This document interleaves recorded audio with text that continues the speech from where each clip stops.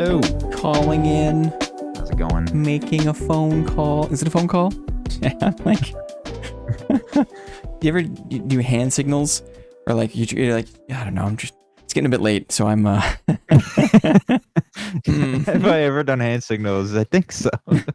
I mean, I don't know ASL. I think it's my my age. I default to like phone things, but the world has long moved on from telephones. You know what I mean? Are you talking about like the pinky and the thumbs? Yeah, hand signal? yeah. Okay, yeah. It's like how it did, like phones haven't looked like that in a long time, right?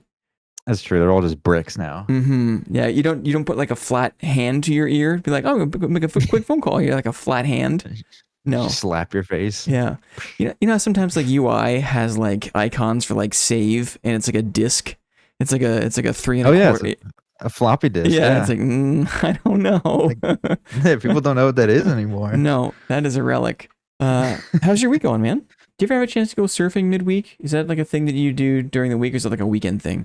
Yeah, I've been doing that. It feels like at least once a week we'll go after work. I haven't gotten a text from the group yet, but yeah, usually we go on like Wednesdays, I think, or Thursdays. That's nice. Yeah, it's nice because the sun is up until like I think 7:30, 8ish, so there's like plenty of daylight. Mm-hmm. So, do you have a wetsuit? I do. Yeah, it's the water's a little chilly. Sure. You could go in without a wetsuit. Like there's people out there in just like shorts, and they're kind of crazy. Definitely locals, but. Real leathery dudes, eh? So doable. Yeah, and they got the long beach blonde hair, like just the typical Californians. Yeah. Cool. Do you do it on the Pacific? Yeah, I guess you're in the Pacific Ocean, right? It's not the Gulf of Mexico. Mm-hmm. Yeah. Right. Oh, so nice, idyllic. Cool, man. Mm-hmm. Well, thanks for humoring me here and jumping on the call. I like it. Yeah, we're just chilling by the water cooler. Welcome. Thank you. The first question I have for you is and feel free to go into as much detail or not as you are comfortable, because I know that people's answer to this question can vary. But what is the origin of your handle, your Discord name, your gamer name? Because Moss is an interesting one, right? And I'm curious. Yeah, I mean, I guess without doxing myself, it's a play on my own real life name. Because Moss Throw, I'll just say, is like similar to my first initial and last name. But I'm trying desperately. Maybe that was already doxing. To come up with, I'm trying desperately to come up with like a funny pun, like Mossolomew or something, but I couldn't do it fast enough, so I'm just going to abandon the joke. Can't do it. It's too late. Yeah. Cool. I mean, for the longest time, my online handle was literally just my full name. Or it was like Mad Matt 338. I'll say that my name is Matt. Okay. Further doxing myself. Like that was like when I was in high school, or like middle school. It's like that doesn't feel good now. No. That I'm older. Yeah. But I just cool. Full name, and I can't do that. But so, have you had Moss for a while now? Then it's pretty new, to be honest. Like I feel like it's like 2 or 3 years old. Cool. It's a good one. Yeah. It's a good one. Thanks. Yeah. What part of the world are you currently in? I'm in sunny San Diego. Lovely. And when were you born? Were you born in the 90s, the 2000s, the 80s? In the later or the earlier half of the decade, if you wouldn't mind? Yeah, I was born in the mid 90s. Mid 90s. Yeah. Grew up with all the, cartoons on TV and all those wonderful retro gaming consoles that are now retro. Yeah. Are you native to California? No. Grew up in Pennsylvania. Oh, right East on. Coast. Mm-hmm. And then found the Golden Coast for work or something like that eventually? Yeah, it was just work that really got me out here. Like, I'd been out here for internships, and I liked it. It's a fun place, but something about it doesn't feel quite homey. I don't know. Maybe I'm just biased to the East Coast because that's where I grew up. Yeah, I feel you. Yeah. It's nice to visit and kind of live for a long time, but like it's not home per se. Yeah, it doesn't feel like somewhere I would want to settle down necessarily. Interesting. And what do you do for work these days?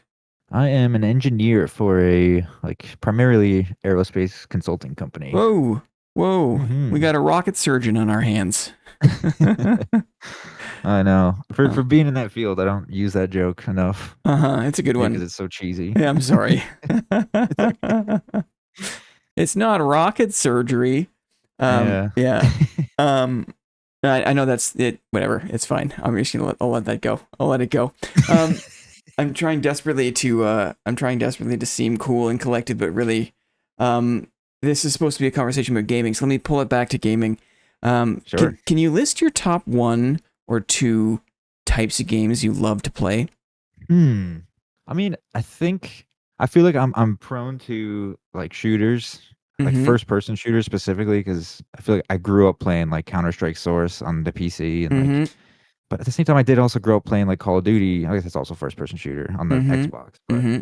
yeah, I feel like I've always gravitated towards them. But at the same time, I love other games like Skyrim and Mm-hmm. even like random games like Trackmania, where you're just like racing and going for like the fastest time on these tracks. Like I don't know. Like, I'll play a little bit of everything, but I feel like I always kind of gravitate towards some kind of a first person game. Mm-hmm.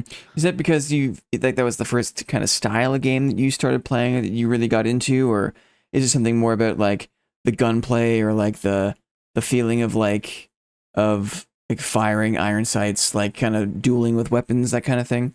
I think honestly, it might have just had to do with like what was available to me when I was like a kid. Yeah. Because you know we had like the family computer, and I think at first it was like I would play RuneScape on a web browser, you know, because that was like free and Yeah, it was yeah. just there. But then like I think my dad got into like Half-Life when it came out, and Yeah. like Half-Life was kind of bundled with like Counter-Strike, and I would like Yeah. watch them play when I was little, and then eventually it was I grew up I got to be old enough to allowed to play that, and then I don't know, it was just yeah, that was like what was around. I guess in Uh-huh. the same vein, the other game that was around was Warcraft 3 because that was like what my brother played, and that was just on the Right. computer, and he showed Yeah. me, and you know, That was a big one, eh? Warcraft 3 when that came around. oh Yeah. man, what a game! Nothing like It's it. that's like one of those. It stemmed so many other games, like you know, like Dota Yes. and like League of Yes. Legends Yes. was like a custom map that somebody made in that. It's like that's one of those foundational ones. Uh-huh. It's huge. I remember even some of the first ever tower defense games I played were just mods Mm. of Warcraft 3 where you had to build like the archer towers and guys would be marching down the screen and stuff. Yeah, it's Oh amazing. That man, was a seed for so many things. yeah. Tower defenses were like one of my favorites. You make the mazes with your tower so Yeah. that the enemies would stay inside longer, Yeah. and oh, I love the like inversion too, where like the enemy comes to you, there's something so interesting about that where it's like defensive offense, it's so cool. right. And Yeah. like I mean, even today I'm terrible at RTS games, but that's like not an RTS. You're just building static towers and you let the enemy walk through it. You know, you're not. Yeah. It's It's not the almost same like turn game. based, right? If you think of it, right? Like they're just Yeah. big long turns. Like you hit the Hmm. wave and the wave comes and you either win or lose the wave. But if you win, then you like build up and then I guess different games are different. Like some tower defense games, there's like it's an auto timer. So you don't have like infinite time or you don't have as much time between waves as maybe you'd Hmm. want. But, I never really thought of it like that before. Yeah, it is definitely like a strategy game. I mean, you set up like, you know, I want my slow tower in the center here so it hits them all throughout the whole maze, Mm-hmm. and Mm-hmm. I put these poison towers throughout add an additional slow or whatever, and Mm-hmm. splash damage here at this part where they're all grouped up, you know. You Mm-hmm. gotta like plan that all ahead, and yeah, there's so many different offshoots of different because there are like offensive ones where you're like versing somebody and you're summoning the units at them Mm-hmm. while building your own towers. And like Mm-hmm. by summoning the units, you get more income per round, and it's like a mix Mm-hmm. of defense and offense. I played a couple of those, and It's then you were also responsible of choosing the order that you launch the enemies. So, like, if you hmm know they have a certain kind of tower comp, you can like bury some faster units behind the tankier units so that the tanks absorb damage, and then the faster guys get to push through after that. Yeah, Yep. I haven't thought about that Oh in a yeah. while. Yeah. Do you have a favorite time of day or night to play games? Hmm. Interesting. I mean, I feel like it's been so long that I've like played games in the morning. Mm-hmm. That's like only a weekend opportunity at this point, but Mm-hmm. I don't know. I feel like right at like 9 p.m. or like 8, 9 p.m. It's like that's the good time for me to just kind of like sit down and like lock in. It's like, all right, I'm gonna play for 3, 4 hours, maybe 6. Who knows? Mm-hmm. And then Mm-hmm. you know you just kind of like ride that into the evening and then go to bed. It's like it's a good way to finish the day. Yeah. So I feel like yeah, like late evening. Mm-hmm. How many games do you think you bought in the past 12 months? I feel like it's not that many. I mean, Mm-hmm. it's like it's usually like my buddy, um, he'll kind of message me like, "Hey, this new game came out," or like, "Oh, this is in beta. You should try this." So Mm-hmm.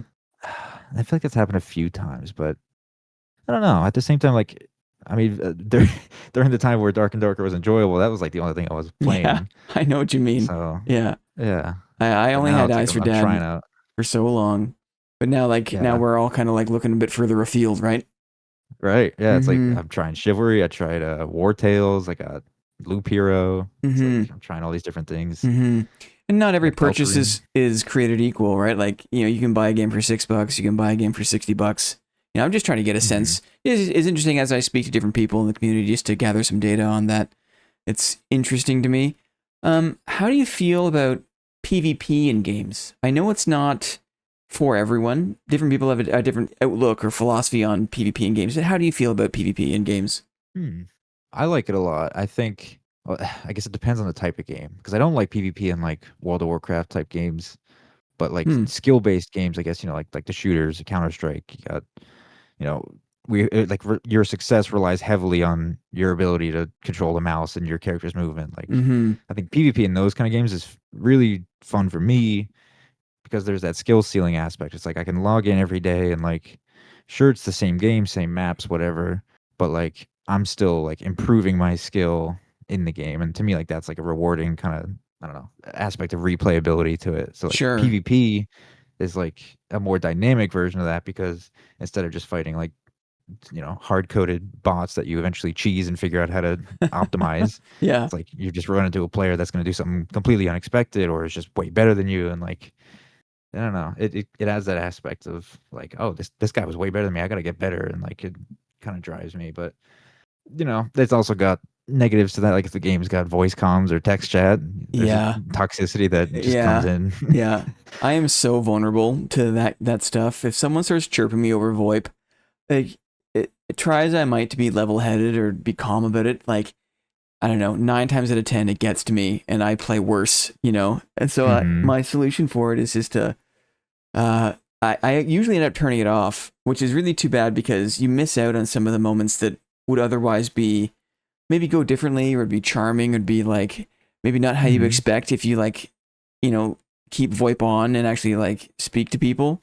Yeah, dude, there's so many wholesome, funny, whatever moments that happen if you have VoIP on. But then, there's so many times in Dark and Darker where the guy starts like chirping me like, "Oh, nice block, idiot," or I don't know, just chirping you whatever way, and like drives me nuts. That fraction, that fraction of a second, it distracts you, and then you mess up a block or a hit or whatever. And it's weird. It's weird because like there are games where the chirping and the trolling like doesn't bother me at all, and like I usually just like play. I don't like flame them back or be toxic, but like I'll just like mess with them, and like to me it's like kind of fun. Like I don't know how to describe it, but it's like it doesn't bother me, so then I have fun with it, and I just try to like annoy them as much as possible without me getting affected. I think if there wasn't so much riding like on the loss, if there wasn't so much on the line with a game like Dark and Darker, I probably would be a little more like fun loving or like open to kind of like competitive banter, a bit of shit talking, But because I usually care about the stuff I'm carrying or wearing, like I can't take it lightly like that. Yeah, that's exactly what it is. Because and like Chivalry, I have the text chat on, and like just have fun with people in there, saying the dumbest shit. Yeah. But Dark and Darker, it's like I don't want to lose my shit. I'm trying to stay focused. Yeah, I also found that like earlier on in Dark and Darker's, I don't know, timeline, like in an earlier version of the game, it felt like there was a little more fun-loving people in the community. Maybe it had something to do with like the pre-lobby, where you're all just kind of like running around together, or maybe it was just there was more people, so like some of the toxicity was more diluted in the general player base. Do you recall or find something similar, or was your experience kind of more often than not like a negative one over VoIP in Dead? No, I think you're right. It definitely was more positive at the start. People were just having fun, exploring the game and learning it. Yeah. But the game's been out for so long and unchanged for so long that people just go for the meta and like just now love to win and do it in the most efficient way. And like you lose the ratio, I guess, of like meta slaves versus just like people having a good time. Casual enjoyers, right? Yeah. Yeah. It's just it's all out of whack. So.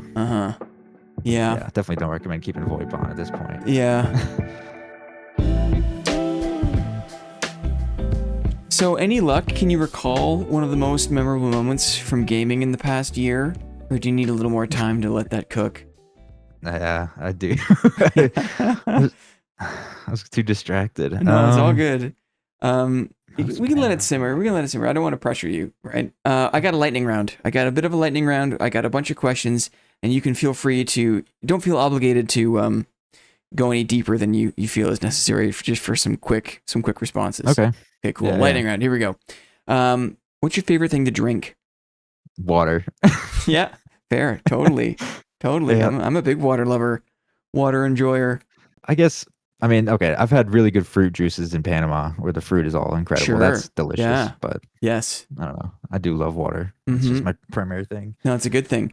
What was the first PC that you or your family had? Oh man, I don't even know what it was called.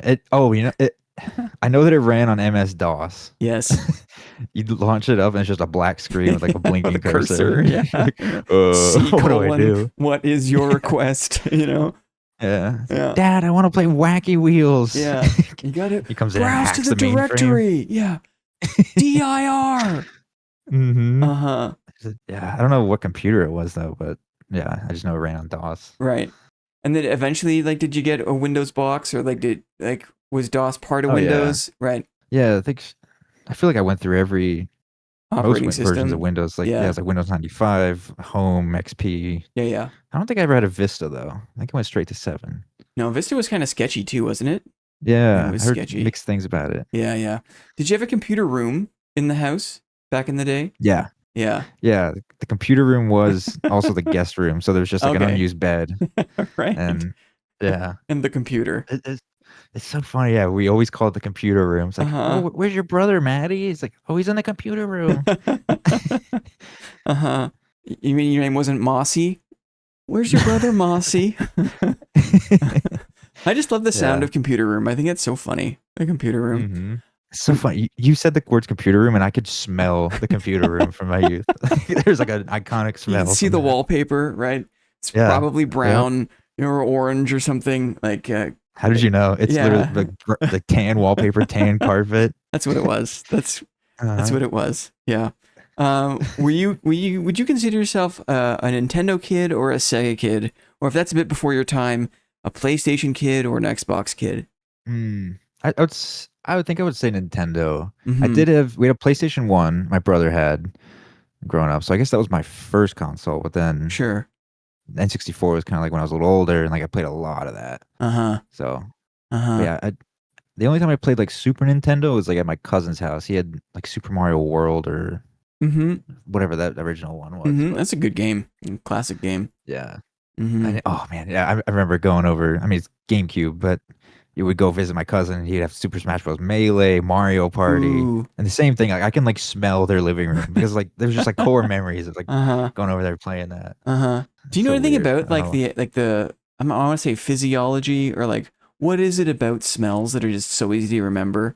Do you have any knowledge there, or is it just a thing you experience? I don't know. Yeah, I don't know any physiology behind it. I guess it's one of those things. I'm sure there's an answer. I think it's also because I was really young at the time. When you're young, I feel like a new smell, or even just in general sounds and smells and sights, are kind of a lot more, I don't know, awe-inspiring when you're a kid, because it's all just so new and fresh to your brain. They make a big impact, don't they? Yeah. I think that the whole neuroplasticity of a little kid is why it's so memorable. Yeah. Speaking of smells, can you cook? And if so, do you have a specialty dish? I can cook. I mean, I think so. Yeah, I've been grilling a lot more. I've got a charcoal grill, and I've been grilling up some chicken. Ooh, nice. You put all kinds of spices and a nice I use this buffalo sauce combined with all the spices, and then you just let it sit there. Not for too long. Chicken's pretty quick, but chicken's quick on the barbecue.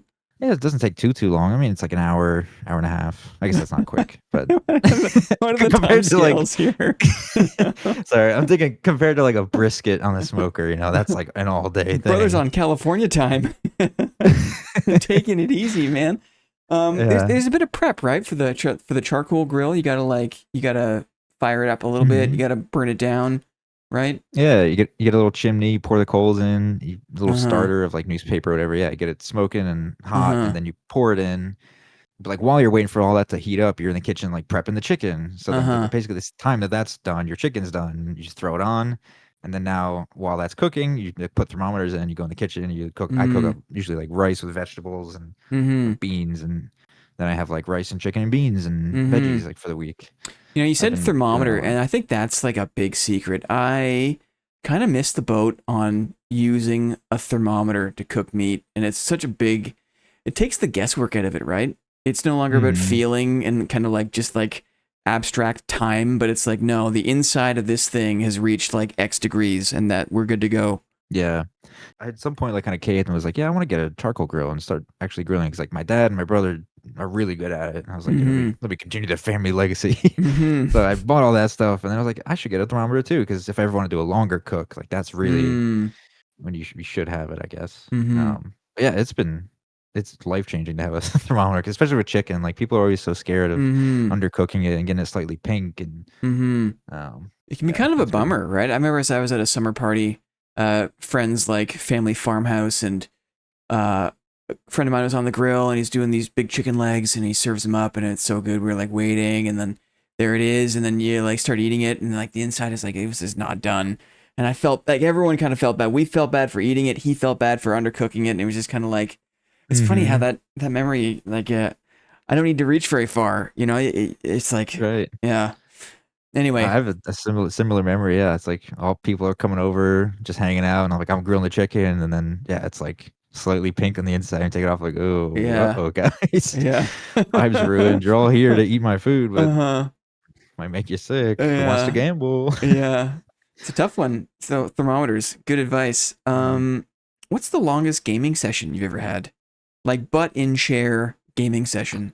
Wow, my mind immediately goes to like middle and high school, either playing Call of Duty like on the weekends up until like 5, 6 a.m. till the birds start chirping, or the same thing with World of Warcraft.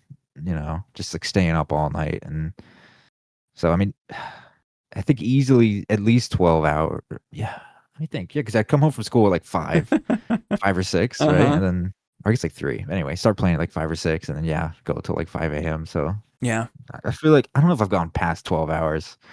At that point, I'm just delirious. Yeah, it's a pretty good stretch, right? What was your go-to class for WoW? What were you playing in WoW? I started playing Rogue when I was like in WoW Classic, and then I think I took a little break from it, and then I came back in like Wrath of the Lich King, and I played Death Knight. Those are the two main classes, I think. And then I took another long break after like 5 DLCs come out. I came back and played a monk for a while, but didn't really like that. But. Cool. Last question for the lightning round. How many hours on average do you sleep at night? On average, I'd say like 7. 7 feels like a good average. It's a good number. Highly functional. Yeah. So functional, but a little bit of regret in the morning. Like, sure. Could have used that extra hour or two. Yeah, an extra hour can go a long way, hey? Yeah. Yeah. Oh, yeah. Cool. GG. Lightning round. Dunzo. Nice. Okay, 2 last questions, and then I'm also going to loop back on the most memorable moment eventually sometime, so keep that in the back of your head. Okay, cool. Yeah, okay. No pressure. There are a lot of games in early access right now. It seems like early access is kind of par for the course for game development these days. What are your thoughts on early access games? Honestly, I don't like it that much. I kind of miss the days where a game would come out and be done and polished and good to go. I mean, it feels like everything nowadays is like a half-baked thing that's like, it's just a test. Don't worry, guys, it's gonna be better. You know, stick around. It's like, why don't you just wait then? Like, I don't know. It makes me question like what is going on in the actual gaming industry that's maybe pressuring that. Like, so the question is, you said you prefer a game to be polished when it comes out, but I guess my follow-up is, can you get a polished game without the kind of mass testing that you might get from something like early access? Is it possible to make a truly polished game kind of behind closed doors? I think I mean it must be, right? You think about all the games we grew up playing. Yeah. maybe you can look back at them and be like, actually, they're not that polished because there's this glitch that allows people to speed run Mario 64. But like, I don't know. The games I played I don't know. were pretty tight, right? Like, Yeah, there's a lot of detail. There's a lot of soul. Like the game feels like loved and like I don't know. it'd be cool That, to like take a game like GoldenEye and Mhm. actually see like what was the size of the team that made that game, and if there must have been internal testing, but like what was the process? Because like that game was not just a fantastic single player game. Like the campaign was Mhm. awesome, but there was also all the multiplayer stuff, right? And Yeah. so like that was ostensibly the blueprint, or like that is the template, the archetype for a lot of the PvE games we play these days. And if they could Mhm. make a game like that with kind of like modest resources, a modest internal testing team, makes you wonder why other teams can't replicate the same sort of thing these days. Yeah. I think that there's some kind of a, I don't know, phenomenon, not to get too hoity-toity about this, but like Uh-huh. back then, it's like the resources they had were so much more limited, right? It's like Yeah. they're trying to like squeeze every little bite onto the cartridge Yeah. because like they're just Yeah. That's limited it. on Yeah. space. Yeah. And like the sound fonts they have to use are like compressed to some certain, I don't know, like bits or whatever. It's like these Yeah. like dinky little MIDI sounds, but listen to the GoldenEye soundtrack. It's fucking like bangers left and Yeah. right. Yeah, What's it his name? is. Grant Kirkhope, I think, is the. Look at It's like that you. was just like there's like one dude I think who. Yeah. I mean, he probably had some other people help him, but like there's like one kind of main guy like coming up with all these bangers and like Yeah. and he's like working with this archaic probably like GUIs and just Yeah. sounds and everything like Yeah. but they make it work because they have this like passion and that's like the main Mm. driver. But I feel like nowadays, anyone can boot up Unity and buy a few assets and slap something together, but like it's missing that kind of soul, that passion, that design. Um, So you think that early access just yeah, makes it a bit too easy for people to flim flam kind of thing? I don't know. I guess like I think about like Legacy, like that's a game that clearly has, I think, the passion Mm-hmm. behind it. Um, but I think it's obviously not finished yet, and it's missing that kind of final layer of polish and everything. But you know, they put it out to early access so they can get people to test the PvP of it and everything. But Mm-hmm. The funny thing is about Legacy is I I don't still know. feel like for as much of a vision and an idea that those guys have for their game, they still are also feeling it out as they go. You would think that if Mm. of all the early access games that I'm aware of now, like they would be some of the most like focused, and like you would expect them to have a clear idea of what they were looking to make. And I feel like Mm. this early access process is brought up just as many questions as it's answered for them, you know? So Mm. even if a team like Okay. that with so much kind of clarity in their vision is still kind of meandering a bit, or like kind of grasping around in this process of early access. So if those guys are having a hard time kind of making their way through the dark forest, like what about a team that has less of a vision, has less of a roadmap, you know? It's even more Mm. difficult for them to kind of make it through with purpose and clarity. Yeah, I guess that kind of makes me think like I wonder if they just hadn't ever opened it up to early access and just kind of kept working on it in the background and then released it one day with like, all their planned classes and their roadmaps done and bing bang boom, it's like done done done. Mm-hmm. Like I wonder how different it would be, or like would it be better, would it be worse? Because like maybe releasing games to early access and getting a million cooks in the kitchen and weighing in their opinions is like maybe slowing games development down or like Mm-hmm. just kind of muddying the waters in a way. Like I wonder sometimes maybe it does more bad than good, but Mm-hmm. I don't know. Yeah. Just kind of spitballing I now. guess the last thing I'll say is like, especially if you're releasing a PvP game, if you don't go through a process of kind of like some kind of like mass stress test where you have hundreds and hundreds, if not thousands of, you know, shithead gamers trying to like bend the game and find like the exploits to find the issues. I would be really nervous if I was a game director, if I was the owner of a studio and I was just kind of like in perma stealth and just trying to make the best game possible. But if that game was like a PvP game, and if I had the ambition to release that game and have players play other players without some sort of process where you open it up and like see where the gaps are, you know, Like that's where Mhm. I think like maybe at least some of the processes typically associated with early access would be really, really valuable. Just so you don't like cut a game, you know, put it out there, and then after it's out, kind of realize that there are these massive holes, these kind of like PvP exploits where people can really find Yeah. advantages over each other, you know?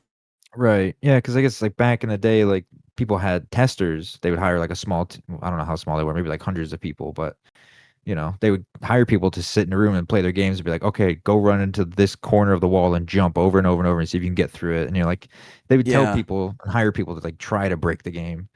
But now, I guess, there's probably a lot I don't know if people are doing that at all, or now is it just kinda like that's what early access is for. It's like just Uh-huh. like, put Uh-huh. something out there, allow them to break it, Uh-huh. let them report it to us, and, like, it's kinda like free testing in a way. I Uh-huh. don't know. Or maybe just when we were younger, like there weren't that many games that were actually PvP.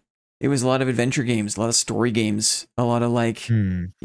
has Mario ever been PvP? Right? It's not until you get to Smash Bros. Where you start going player versus player, and that's where some Yeah. of like the ripest ground is for exploits or issues or imbalances or whatever you want to call it. Yeah. Mm. That's true.